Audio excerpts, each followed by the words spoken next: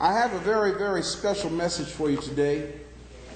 I guess all of them are special. I believe they are what God would have me to give you. But today in particular, I want to talk about Islam and the Arab invasion of Africa. Pastor, why are you talking about all of these things? Why are you giving us all this history? Well, brothers and sisters, you must understand that he who does not know his history is doomed to repeat it.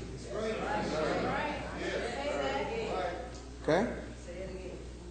And once we understand the truth, we can liberate ourselves from the lie. Okay? One of the reasons why so many people are still bound is because they're looking for leadership. People have, and it's not our fault, and then again it is our fault, but we as a people suffer from what I call sheep-like mentality. All right, let me explain to you what I mean by that. How many of you have heard preachers say in the past that you are God's flock? And I'm the shepherd that God has placed over this flock. You've heard that before, haven't you? Nothing could be farther from the truth. Now, I'm going to tell you why I say that. Because there's only one shepherd, and that's God.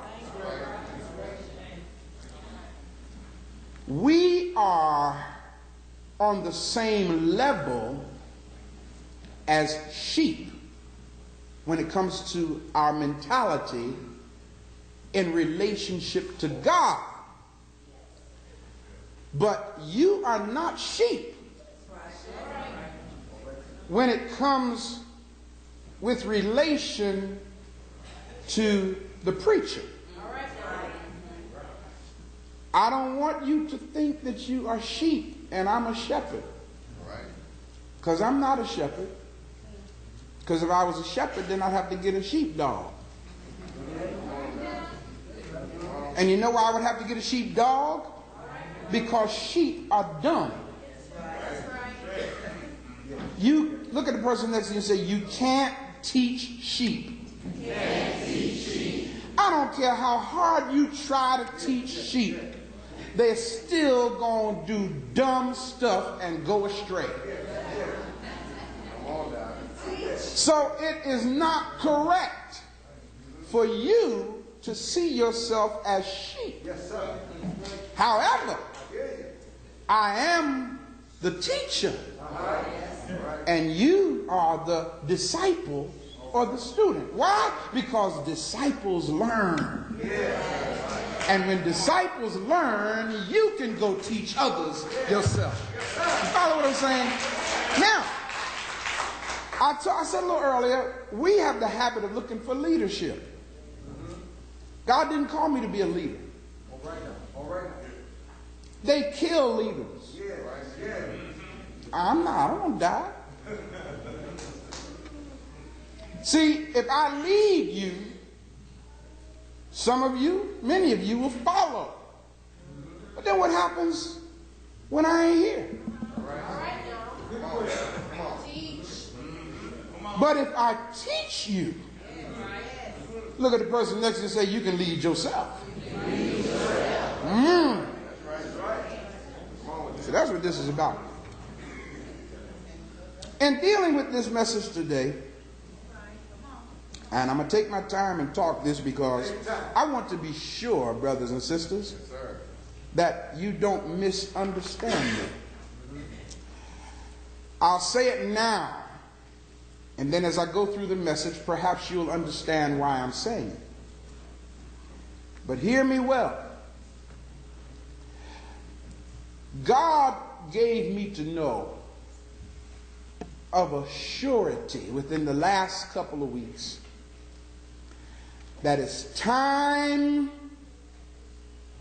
for my Muslim brothers and sisters to come home.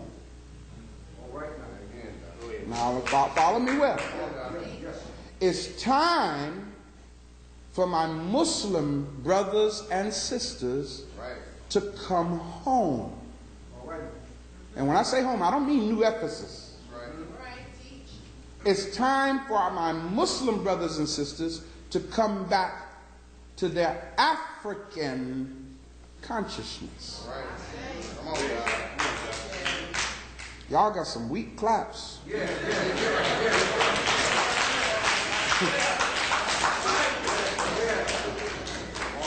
Now, that's the statement that I want to set up the message with. I want you to understand it as I try to make it plain to you. There is nothing more profound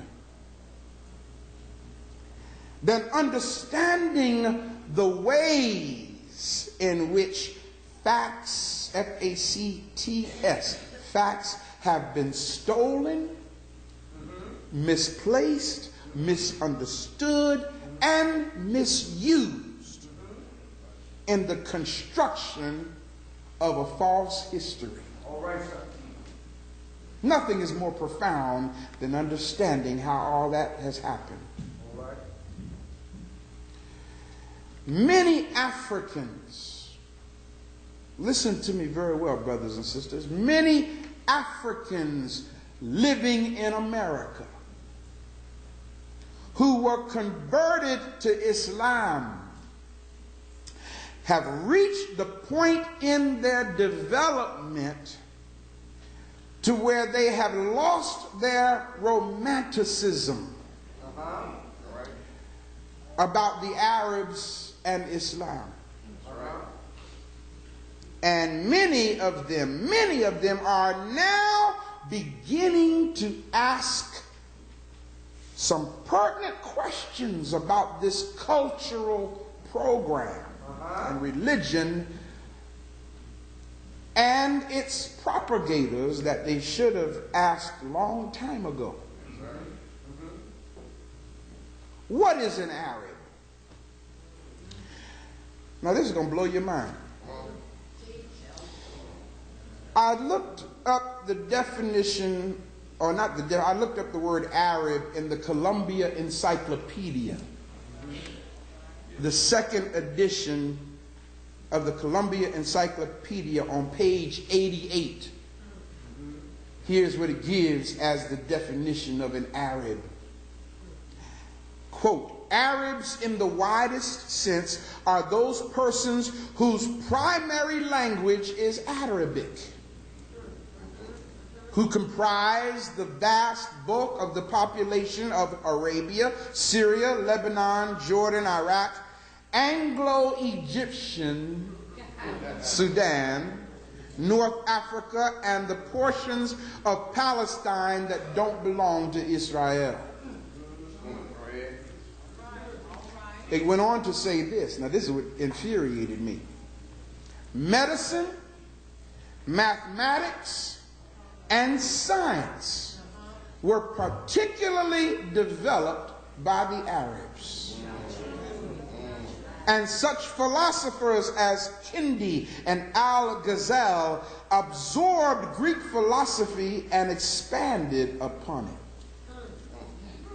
it. It went on to say, the waves of Arab conquest across the East and into Europe widened the scope of their civilization and contributed greatly to world development.